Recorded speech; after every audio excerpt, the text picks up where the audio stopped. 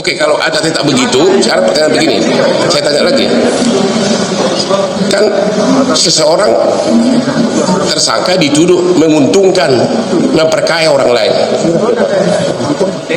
Sedangkan kan korupsi itu kan memperkaya diri sendiri, itu tidak ditanya. Karena memang tuduhannya memperkaya orang lain. Oke, sudah seharusnya enggak penyidik menanyakan di BAP siapa yang diperkaya, ya? Kan tuduhannya memperkaya orang lain. Kalau saya mohon maaf nih, melecehkan putri orang, itu harus ditulis dong, namanya si Erni, si Susi. Nah, kalau begini, memperkaya orang lain. Tapi saya baca tadi BAP-nya itu sama sekali tidak ada pertanyaan apapun tentang siapa yang diperkaya, bagaimana dan berapa besarnya diperkaya.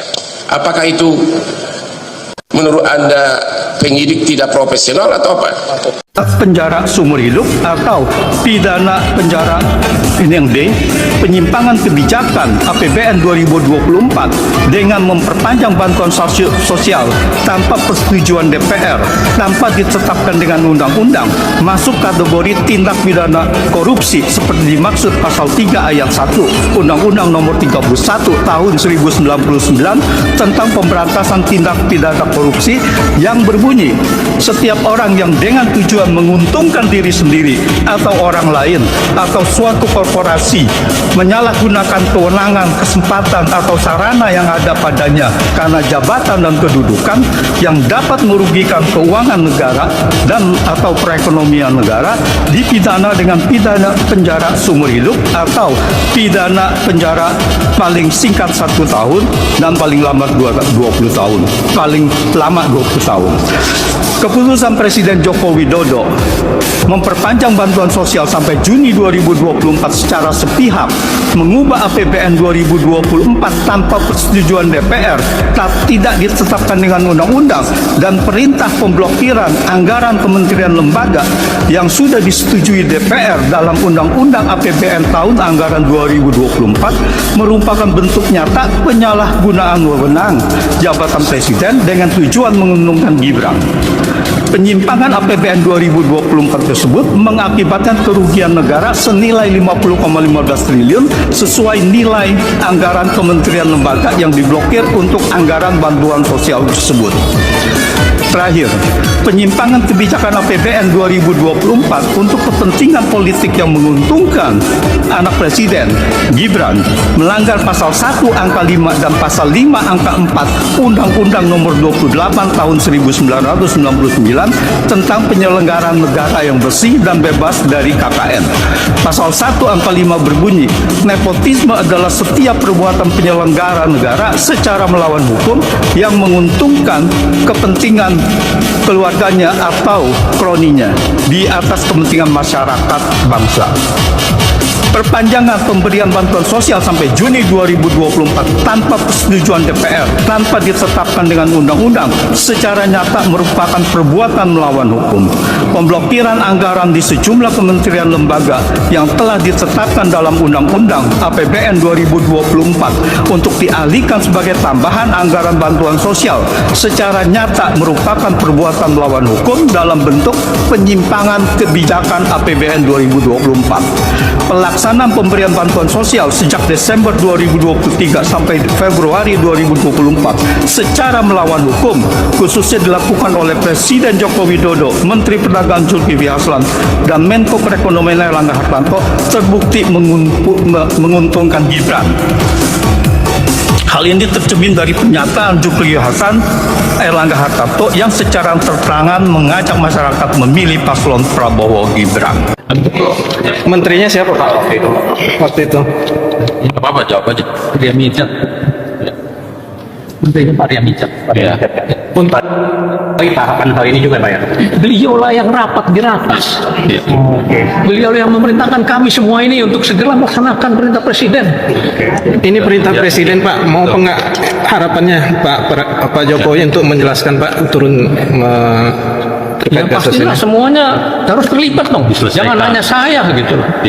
putusannya hari Senin tanggal 1. Putusannya hari Senin tanggal 1. Tanggal berapa sih? Tanggal 1, jam 1. Jam 1. Tapi sekali lagi kami menekankan kepada hakim, kan sudah banyak putusan pengadilan yang menyatakan kalau ada kerugian negara, hitung-hitungannya mana?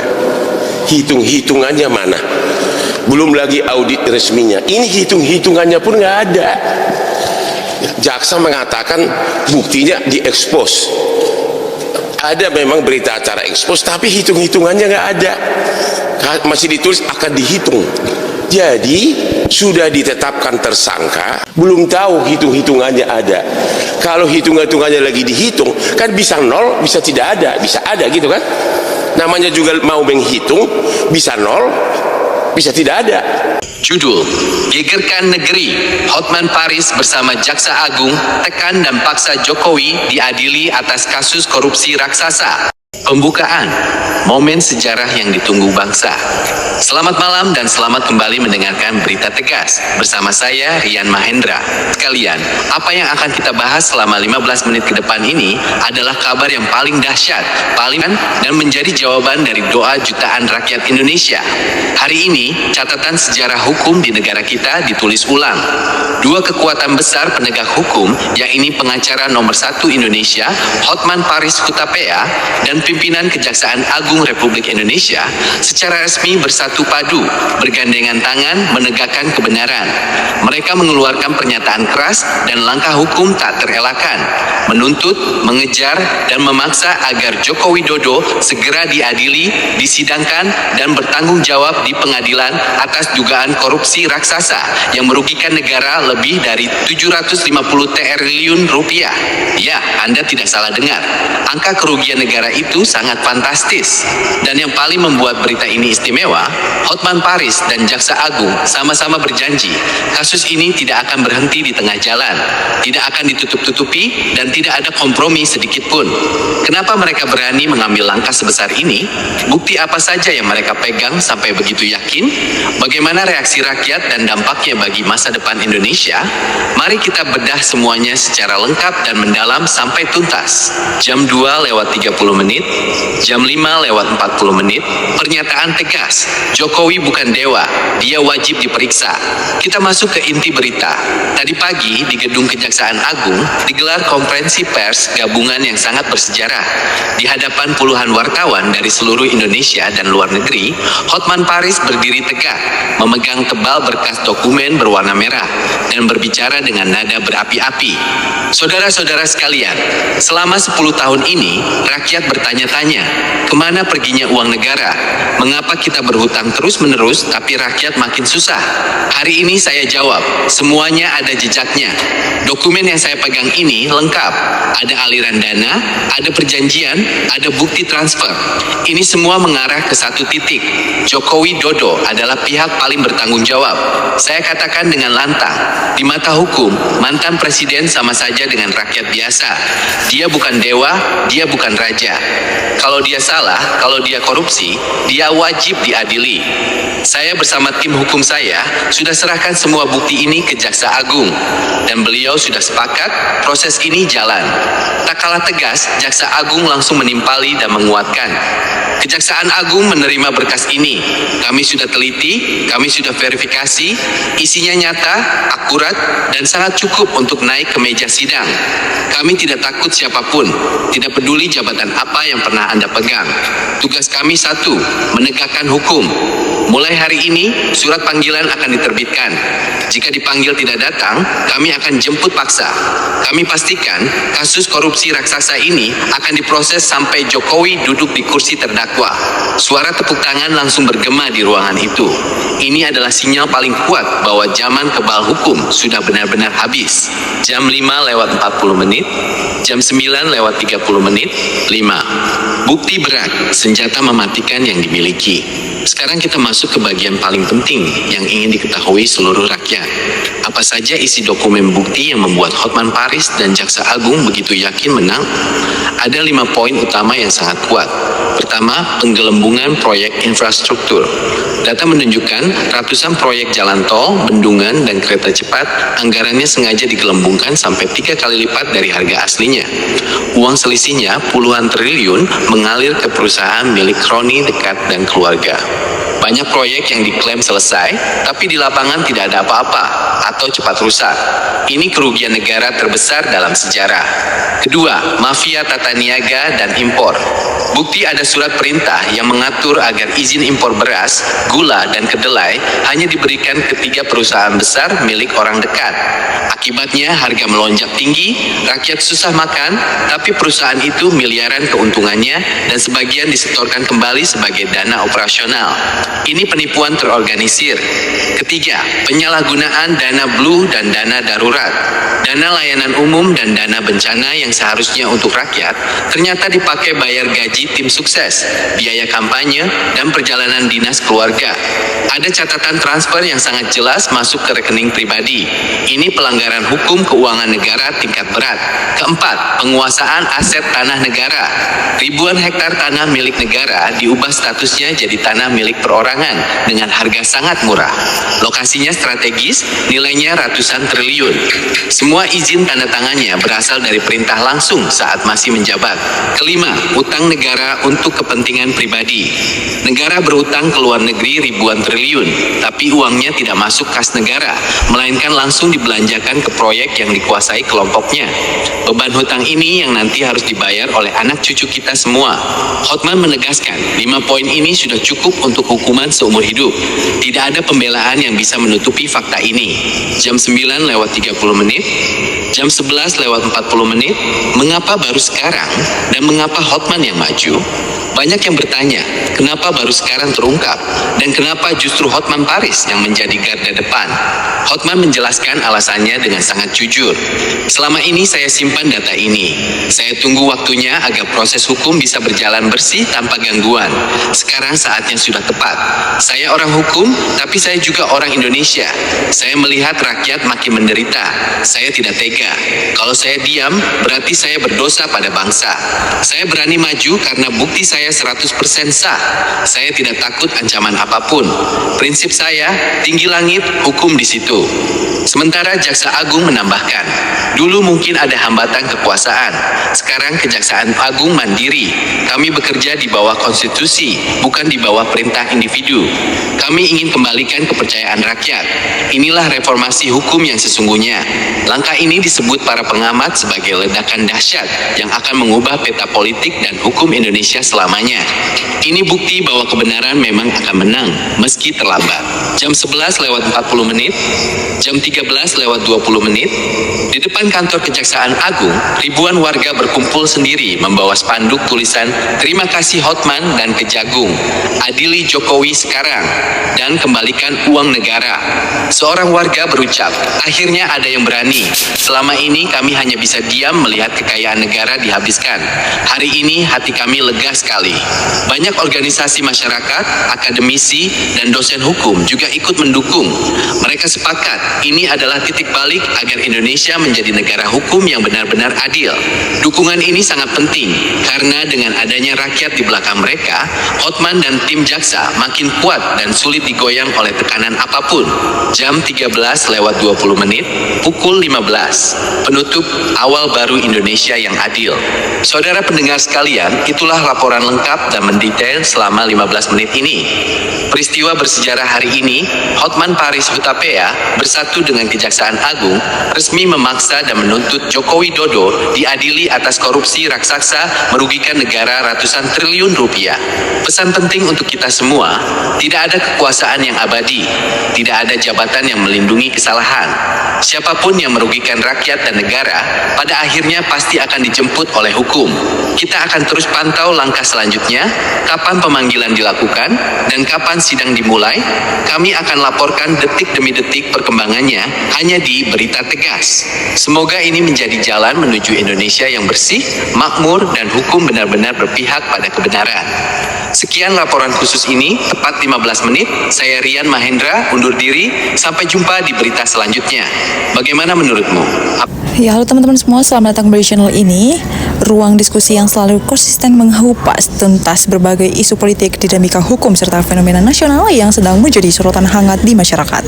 Hari ini saya akan menceritakan sebuah politik jagat media sosial kita yang kembali dikejutkan oleh gelombang diskusi yang luar biasa masif. Pemicuannya adalah sebuah unggahan video yang memakai judul sangat provokasi dan membatasi yang mengklaim bahwa pengacara kondang papan atas kita, Hotman Paris Hutapea, telah berhasil menyudutkan mantan Presiden Joko Widodo terikat polemik hukum bernilai fantastis hingga melibatkan isu penyitaan aset triliun rupiah oleh pihak hakim. Tentu saja narasi seperti ini langsung menyudup api penasaran di tengah publik yang memang sangat sensitif terhadap isu kekuasaan dan penegak hukum. Judul yang menggelar tersebut seolah-olah menjadi magnet yang menarik ratusan ribuan pasang mata dalam hitungan jam, melahirkan spekulasi liar serta membelah opini masyarakat menjadi beberapa kubu. Namun, sebagian masyarakat yang cerdas dan kritis tidak boleh menelan mentah-mentah apa yang tertulis di layar gawai kita. Kita dituntut untuk membedakan mana fakta hukum yang sah dan mana narasi yang sengaja dikemas secara nasional untuk mendukung klaim penonton. Video kali ini kita akan membedah secara mendalam apa sebenarnya yang terjadi di balik isu ini, melihat duduk perkaranya dan menganalisis mengapa ruang digital kita begitu mudah diguncang oleh kabar semacam ini. Teman-teman, jika kita berkaca pada realita beberapa waktu kebelakang, sosok Joko Widodo sebagai tokoh sentral politik nasional memang tidak pernah sepi dan dari sasaran kritik, gugatan maupun polemik publik. Mulai perdebatan mengenai kebijakan bantuan sosial atau bansos yang sempat diperpanjang sepihak, tudingan menyimpang APBN, hingga dugaan nepotisme politik yang sering disuarakan oleh para akademisi dan aktivis hukum. Konteks histori inilah yang membuat publik begitu mudah dipercaya ketika muncul narasi baru yang mengklaim adanya tindakan hukum drastis terhadap beliau. Terlebih lagi, video yang beredar tersebut menyeret nama Hotman Paris, sedang advokat senior yang dikenal vokal memiliki pengaruh besar di panggung hukum nasional yang dipasangkan dengan otoritas tinggi seperti Kejaksaan Agung. Namun mari kita telah secara objektif dari sudut pandang hukum yang berlaku di Indonesia. Sebuah proses eksekusi aset, penyitaan uang triliunan rupiah, ataupun pemanggilan mantan kepala negara yang tidak bisa menjadi hanya berdasarkan opini atau klaim di media sosial. Sementara itu membutuhkan proses penyelidikan yang panjang, bukti-bukti formal yang kuat, audit resmi dari lembaga negara seperti BPK, serta yang paling utama adalah adanya putusan ikrah dari majelis hakim di pengadilan. Sepanjang pengamatan kita pada realita hukum di dunia nyata, belum ada rilis resmi dari pengadilan ataupun kejaksaan yang benar diklaim ekstrim yang ada dalam judul video sensasional tersebut. Oleh karena itu, berdasarkan kemungkinan narasi yang dibangun oleh video itu merupakan bentuk dramatis dari perbedaan atau sidang terdahulu yang kemudian dikemas ulang sedemikian rupa demi memancing realitas emosional publik. Ya teman-teman, mari kita bacakan komentar dari teman-teman kita. Ada yang berkomentar bahwa netizen, setiap isu hukum yang melibatkan mantan penjabat publik atau penguasa memang sudah seharusnya dibuka secara geblang ke hadapan rakyat. Kita hidup di negara demokrasi, jadi tidak boleh ada yang kebal hukum. Kalau memang ada indikasi kerugian negara, usut tuntas sampai akar-akarnya agar uang rakyat bisa diselamatkan. Ada juga teman-teman kita yang berkomentar bahwa zaman sekarang kita harus ekstra hati-hati dan jangan langsung percaya dengan judul-judul video yang terlalu bombastis di media sosial. Seringkali isinya cuma potongan video lama yang diedit demi mengejar jam tayangan views pelimpah. Ada juga teman-teman kita yang berkomentar bahwa isu-isu besar seperti ini biasanya sengaja digoreng kembali oleh pihak tertentu menjelang momentum politik atau yang mengalihkan perhatian publik dari masalah nasional lainnya. Inilah lagu lama yang tujuannya hanya untuk menjaga tensi politik tetap panas di kalangan masyarakat. Ada juga teman-teman kita berkomentar bahwa hukum itu bisa soal data, fakta hitam di atas putih, dan bukti konkret di persidangan, bukan soal siapa yang paling keras bicaranya di media sosial. Siapapun yang bersalah harus diadili, tapi di proses harus adil, projektif, dan terbebas dari segala bentuk intervensi maupun tekanan opini publik. Teman-teman politik, dari seluruh pemaparan yang beragamnya komentar tadi, kita dapat menarik satu benang merah penting. Pada akhirnya, stabilitas demokrasi kita serta kualitas ruang politik kita sangat bergantung pada kedewasaan masyarakat dalam mengonsumsi informasi. Kita tentu berharap agar penegakan hukum di Indonesia berjalan murni berdasarkan keadilan dan fakta yang valid, bukan diselir oleh narasi-narasi penyesatan yang berpotensi semacam bela bangsa. Media sosial harus menjadi wadah edukasi, bukan tempat penyebaran spekulasi yang belum jelas ujung pangkalannya. Terima kasih banyak telah meluangkan waktu penyaksian pembahasan mendalam ini sampai selesai. Jangan lupa untuk memberikan dukungan Anda dengan cara klik tombol like, tulis pendapat kalian di kolom komentar, dan subscribe di channel ini agar Anda tidak ketinggalan narasi tajam seputar isu nasional setiap harinya. Sebelum saya mengakhiri video ini, saya ingin melemparkan satu pertanyaan untuk kita diskusikan bersama. Menurut kalian, apakah masyarakat Indonesia saat ini sudah cukup kritis dalam menyaring informasi hukum di media sosial, atau justru masih mudah terhanyut oleh judul-judul yang sensasional? Silahkan tuliskan di kolom komentar cerdas kalian di kolom komentar di bawah. Saya pamit undur diri, tetap jaga nalar sehat kita, salam kritis dan salam demokrasi. Sampai jumpa di video berikutnya. Salam NKRI harga mati.